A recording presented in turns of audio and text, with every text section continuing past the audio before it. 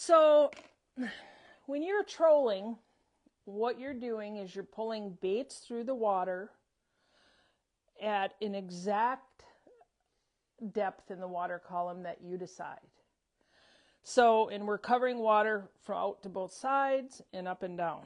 So when we have these trolling rods, they all have a depth counter. So in order to get that to 0, you just press it down. So if I'm going to let line out, see how that counts the line? That's 1 foot, 2 foot, 3 foot, 4 foot, 5 foot. So that is a number that you are going to decide. Now, what is on the end of my bait is just one of these little, end of my line is one of these little snaps. Just like that. Just a little snap like that. And what kind of line I have on here is Trilene XT, 10 pound. Now this is a monofilament line, and the XT means it's extra tough for trolling. So when you're clipping the planer boards on and off the line, it holds up. Now if you're going to buy a line for casting, you do not want to buy this kind of line because it doesn't cast well. This line is for trolling. 10 pound test gives us a 0.14 inch diameter. And there's people that their job is to figure out at a diameter of 0.14 how far that dive is on that bait. So here's an example. So these are some popular baits. This is a flicker shad. This is a flicker minnow. And see how they have a little bit different profile. One is fatter, one is more narrow. Well, when you buy a bait like this and you open the package carefully, don't just rip it open like I do. Just open it carefully. And inside of this package, you have a dive curve. Now this is the 7 centimeter dive curve, which corresponds with the size. This is a 7 flicker shad jointed, and this is a flicker minnow size 7.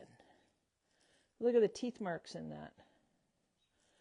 So here, now there's the key here is 10 pound Trilene XT is the pink line. Or you could use 10 pound fire line, which you could also use, but it should be one of those two things for just your general walleye trolling. So if you see on your graph that the fish are about 10 feet down, you know that you have to go about 55 feet back. That's how far back you have to go to get this bait, this specific bait, to dive down that far. So here we have, this was a flicker minnow number 7. This is a flicker shad. So if you want to go 10 feet down here, you probably go about 45 feet back.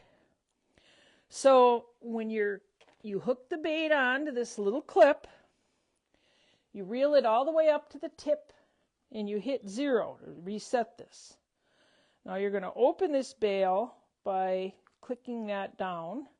And now line is going to come out, and you get in the habit of always having your thumb here. Now I tell new trollers, just to prevent anything from happening, to keep, this is the clicker, it's on and off. Keep that, see when that's on, it clicks. Do the clicker again, I wasn't on it. Okay. So if it's off, it goes like this. But if that's off and you don't have your thumb here and something, you're going to get a big rat's nest. Now, you don't want that. So when people are reeling in fish, if you're a new angler, it's best to leave that on because you can hear what the fish is doing. So these reels have star drags. And this is the drag right here. tightens it. If you turn it this way, it's harder to get this out. Loosen it. It's easier to get it out. So when we let the line out, so, okay, I want my bait to run, I'm running a flicker minnow or a flicker shad. I want it to run 10 feet down. So I'm going to put 45 feet of line out. So I'm going to put 45 feet of line out. Then I'm going to stop it. This should say 45. And now I'm going to, or my helper in the boat, I'm going to back up here so they can reach, and they're going to clip the planer board on there. Now what the planer board does is it takes the line and it brings it out to the side of the boat. So now in order for it to get out to the side of the boat,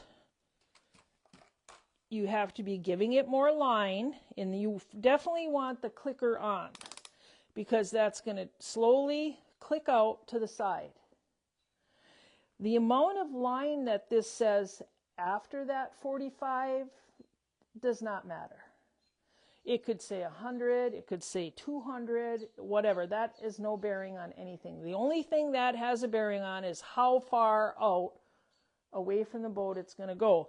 So on the first one, the bait you're going to have running the shallowest is going to be out the farthest, so this number will be higher. This boat, you don't want out as far. You want that in from that so they don't get tangled, so it will show less. Whatever this shows after the planer board on is irrelevant. So sometimes it's nice to get into the habit when you're reeling a fish in, when you reel the board in, glance at this in case you forgot. Say you've been trying different depths. Now you can't remember how far back that one was. Because that's when you want to take a peek and say, how far back was that? Because you caught a fish on that and you want to be able to duplicate that. So when they're taking the planer board off, take a look at this. When you're reeling the fish in, if all of a sudden it's like, see this here now, and it's not reeling, well, either the fish is taking the line out or the drag isn't set right. So once you get the rod in the rod holder,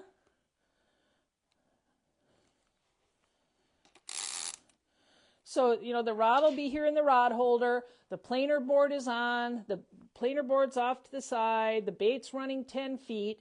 You want to set this, so if there's a little bit of pressure, you hear that clicking. If this is way too tight and you can't pull any line out, their drag is way too tight. You can always adjust this on the fly, but you want to have that click out. See, that's too tight. I got to loosen it up a little bit. Is this still too tight? Well, now I can pull some out. If you put it in there and it's like taking a line out, it's still going, even though the bail is closed, then you have to tighten it up a little bit. So that's kind of the general concept of how, how that works. Now, the baits that have been, you don't need a whole bunch of different baits. You need diving baits that how the dive chart is. So if you don't have your packaging anymore to know that, they sell cards. All you have to do is Google your bait. You have to know what your baits are. So right here, these are the best baits that we found over the last years and years. That app is good too, right? Yeah, but that's $100. Or you can there is an app, but these are flicker shads. Wider body, looks more like a shad, different sizes. This is a 7. This isn't a flicker shad, that's a Rapala, it's in the wrong box. And then there's smaller ones. This is a 6. And then there's 5s. These are the flicker minnows. Same thing, different sizes. These big ones are 11s, and then there's 9s. And there's different color patterns. Now last year, This was a super hot color, and that's a Fleet Farm exclusive color. This one we really did well.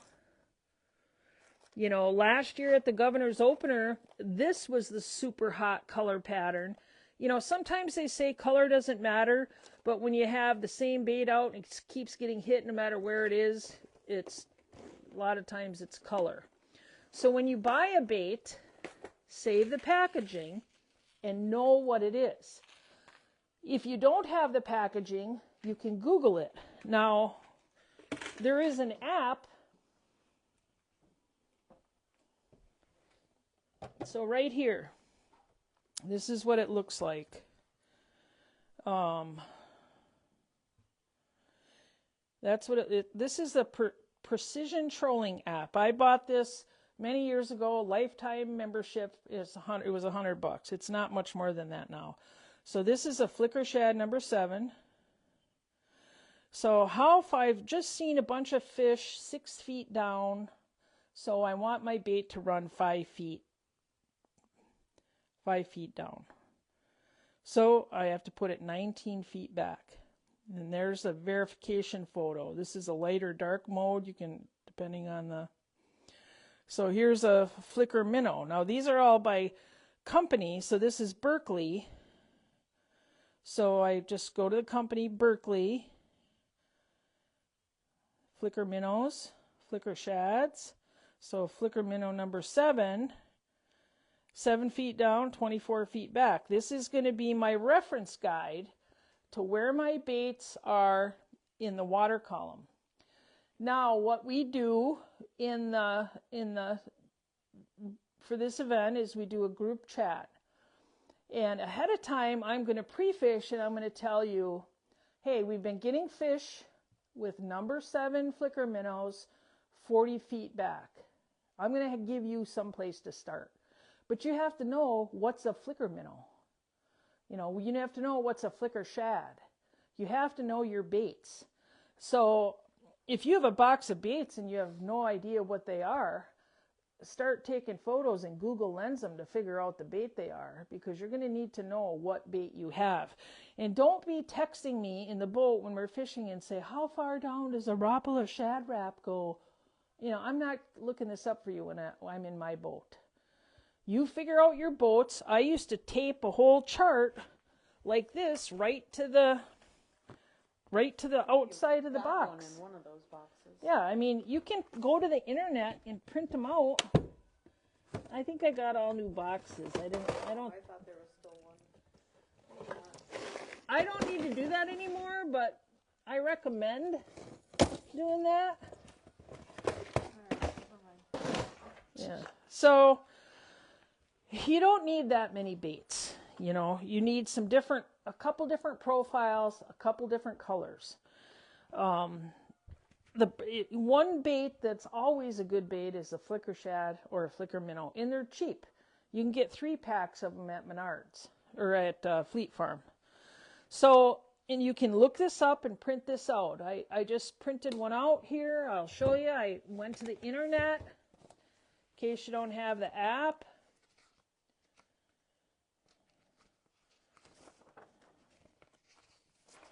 It must be this one right here. I just went to the app. So what you can do is take this flicker minnow, tape it to your box of flicker minnows, and then you have the dive chart or flicker shads or whatever you have. You can just have to Google that or go to Berkeley's website. I just did this right before I came out here to show you, and I used to have these on all my boxes. So, and this is the amount of line out, and this is the feet down. So right here, you know, you see, now it gets to the point where it really only goes that far down. So if you're in a situation where you're need to be deeper, what if the fish are 14 feet down? You can only put so much line out. You would either pick a different bait or add supplemental weight to that to get it down further. And that's more of an advanced class. We're not going to be having to go that deep this time of year, so I'm not even going to tell you that. But what I will tell you is these baits are designed to run a certain way through the water. And some have a wobble. There's different speeds and there's different actions of lures. That's why you need kind of an assortment. So if you get something that's working, you want to be able to keep using it or use that style of bait. The profile in the design dictates how it moves. So what happens, if you look here, this bill makes it that this is a diving bait. And then here they have a little split ring to attach your little snap to. And then the split ring is attached to this little piece of a metal ring that's permanently affixed to the lip. Excuse me, I need to take a drink. I'm talking so much. This is important. Don't let me lose you.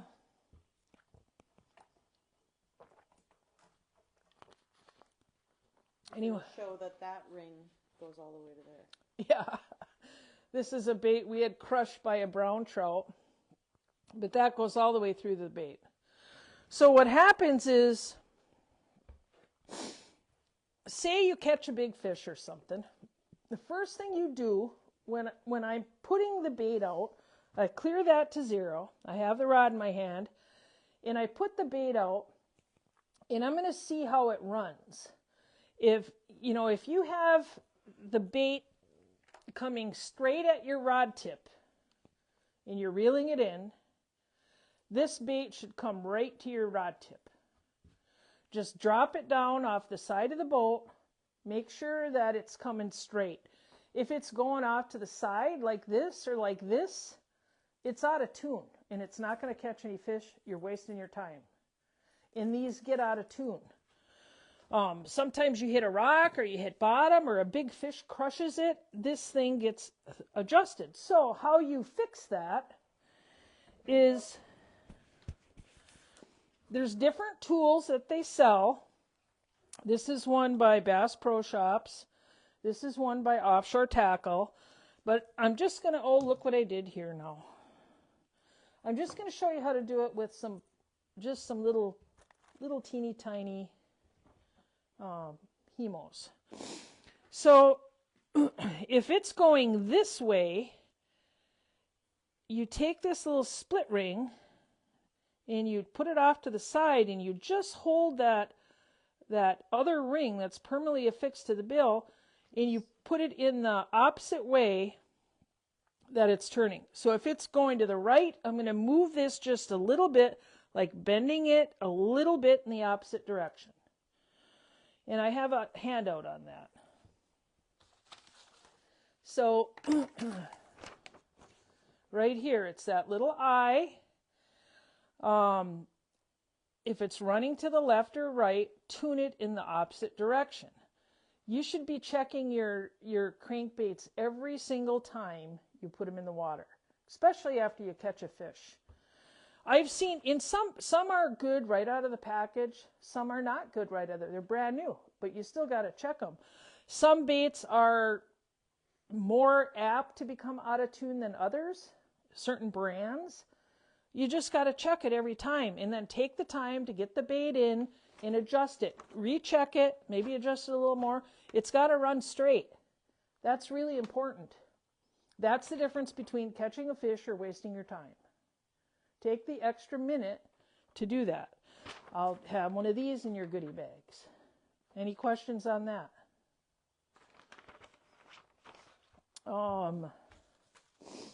Where are we at on our list? What was I talking about? Baits, dive charts, tuning baits. Okay, we're going to take a break, and next we're going to talk about hooking up the planer boards.